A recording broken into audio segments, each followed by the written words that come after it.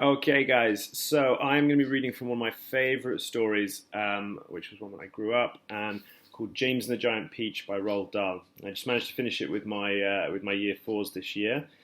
A lot of fun, a lot of silly voices. So we're going to just crack on. So it's about a very unlucky boy called James who has a series of tragic accidents and ends up living with his horrible Aunt Sponge and Aunt Spiker, where some magic happens and he ends up escaping in a giant peach surrounded by giant insects, which is just as crazy as it sounds, but yeah, it's one of my favourite ones. So we're going to kick in about halfway through because it's just a fun chapter and shows Roald Dahl and his horrible poetry that he likes to include. So chapter 14. So James has just rolled off and they are escaping from this terrible life on this peach.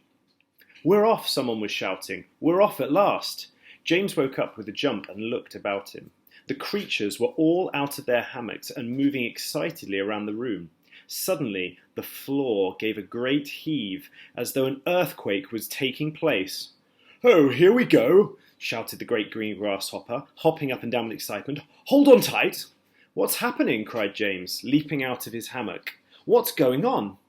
The ladybird, who was obviously a gentle and kind creature, came over and stood behind him. "Well, in case you don't know it," she said, "we are about to depart forever from the long top of this ghastly hill that we've all been living on for so long.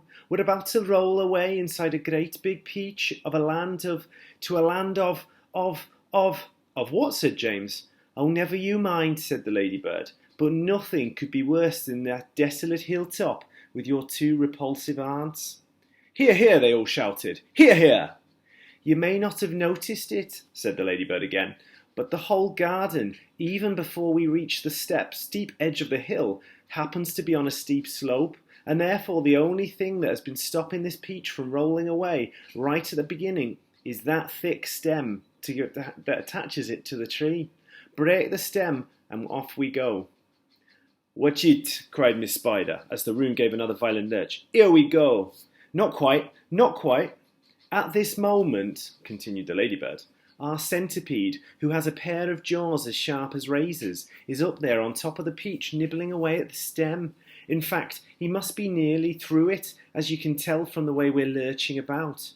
Would you like me to take you under my wing so that you won't fall over when we start rolling?" "That's very kind of you," said James, "but I think I'll be all right." Just then, the centipede stuck his grinning face through a hole in the ceiling and shouted, "I've done it! We're off!" "We're off!" the others cried. "We're off! The journey begins!" shouted the centipede. "Oh, I don't know where it's going to end," muttered the earthworm. If you have anything to do with it, it can only mean trouble." "Nonsense," said the ladybird. "We are now about to visit the most marvellous places and see the most wonderful things. Isn't that so, centipede?"